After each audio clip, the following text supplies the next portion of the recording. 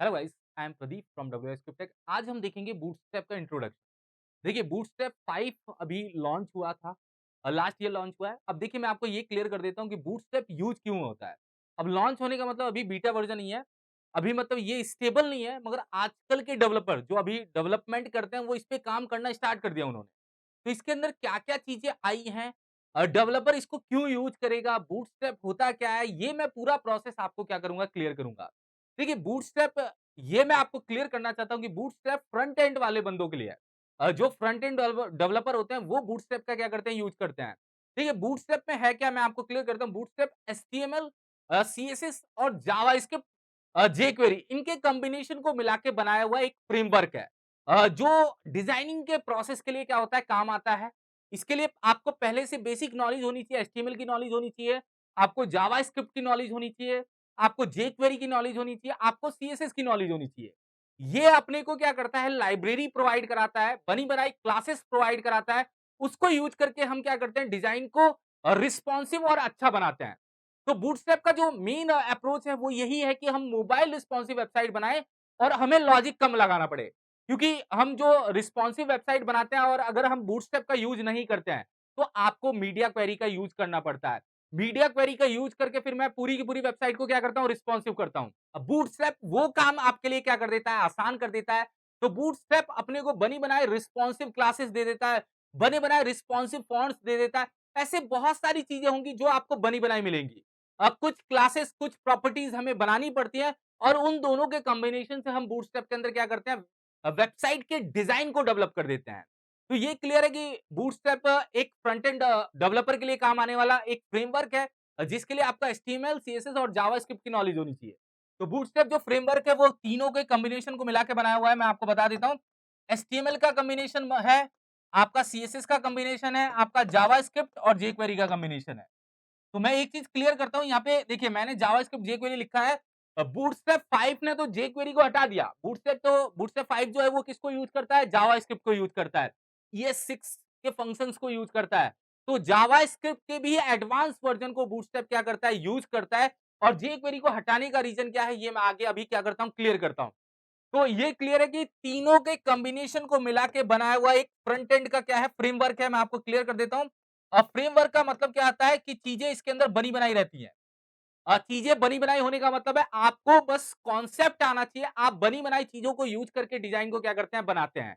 तो बूटस्ट्रैप अगर किसी भी डेवलपर को करना है, किसी भी फ्रंट एंड वाले बंदों को करना है, तो उसको पहले से बेसिक नॉलेज होनी चाहिए फ्रंट एंड की, एचटीएमएल, सीएसएस, जावास्क्रिप्ट की।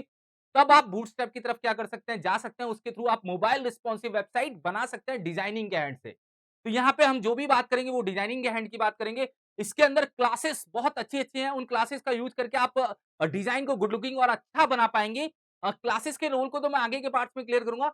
बस मैं ये समझाना चाह रहा हूँ कि बूटस्ट्रैप है क्या? आपके माइंड में बूटस्ट्रैप वर्ड देते ही क्या आता है? बूटस्ट्रैप लॉजिक क्या लेके आता है? ये सारी चीज़ें क्लियर होनी चाहिए। तो अभी क्लियर है कि बूटस्ट्रैप एक क्या है, एचटीएमएल, सीएसएस और जावास्क्रिप्ट जेक्वेरी का कॉम्बिनेशन को मिला के बना हुआ एक फ्रेमवर्क है। जिसको पहले से जो भी डेवलपर काम कर रहा है उसको पहले से इसकी बेसिक नॉलेज होनी चाहिए, तब वो डिजाइन को क्या कर सकता है, बूटस्ट्रैप में बना सकता है। अब देखिए, बूटस्ट्रैप जो 5 जो लॉन्च हुआ था, वो कब लॉन्च हुआ था, वो मैं आपको क्लियर करता हूँ। देखिए, बूटस्ट्रैप 5 जो है वो ओपन सोर्स है। ओपन सोर्स का मतलब फ्री है, आप इसको डाउनलोड कर सकते हैं। इसकी लाइब्रेरी आपको फ्री मिलेगी। आप डाउनलोड करके अपने एचटीएमएल पेज पे लिंक करेंगे। लाइब्रेरी का मतलब है कि आपको कुछ जावास्क्रिप्ट और कुछ सीएसएस की फाइल मिलने वाली है। आप उसको एचटीएमएल पेज पे क्या करेंगे, इंक्लूड करेंगे और इंक्लूड करके आप बूटस्ट्रैप की बनी बनाई क्लासेस को यूज करके डिजाइन बनाएंगे।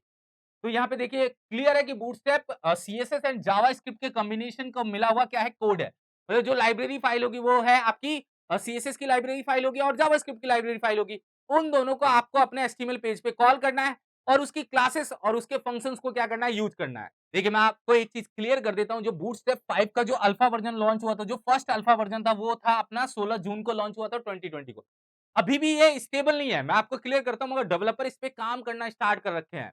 मतलब डेवलपर ने काम करना इस पे स्टार्ट कर दिया, तो आपको चीजें पहले से क्लियर होंगी। तो जैसे ही ये स्टेबल होगा तो आप उसके अंदर वेबसाइट बनाना क्या कर देंगे, स्टार्ट कर देंगे।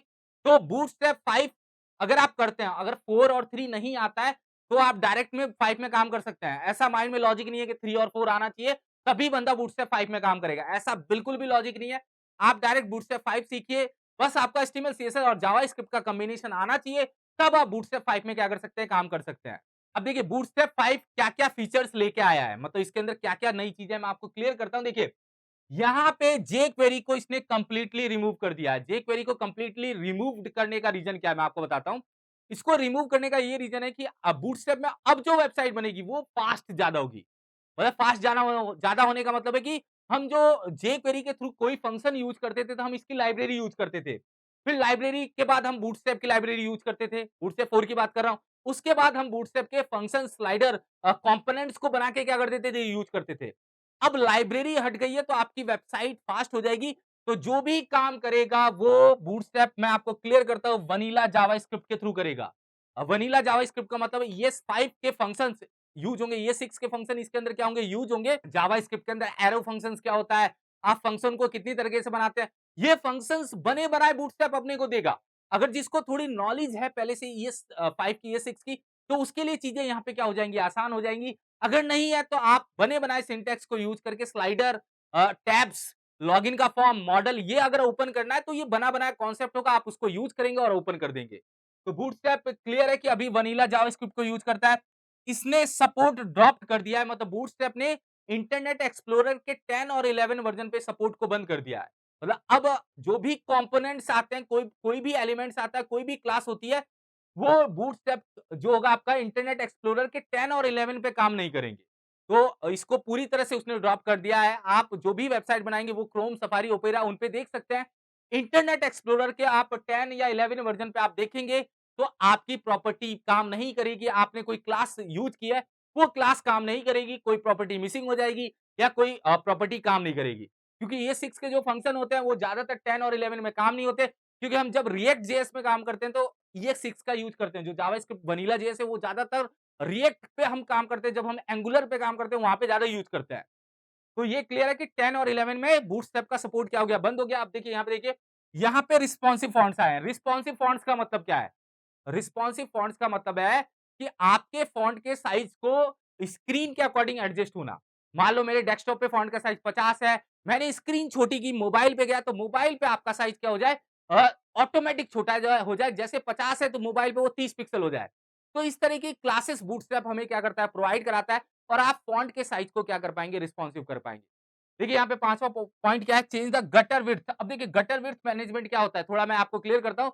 बूटस्ट्रैप जो था अभी तक लेफ्ट और राइट से किसी भी कॉलम में 15 पिक्सल पैडिंग लेके आता था। बूटस्ट्रैप 3 की बात करूं, 4 की बात करूं, वो हर कॉलम में लेफ्ट से 15 पिक्सल पैडिंग, अब राइट से 15 पिक्सल पैडिंग।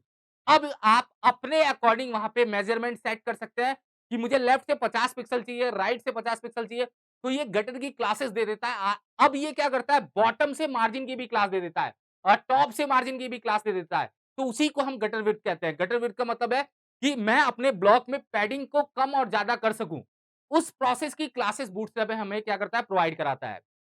तो अभी के पार्ट में मैंने बस ये बताया कि बूटस्ट्रैप होता क्या है।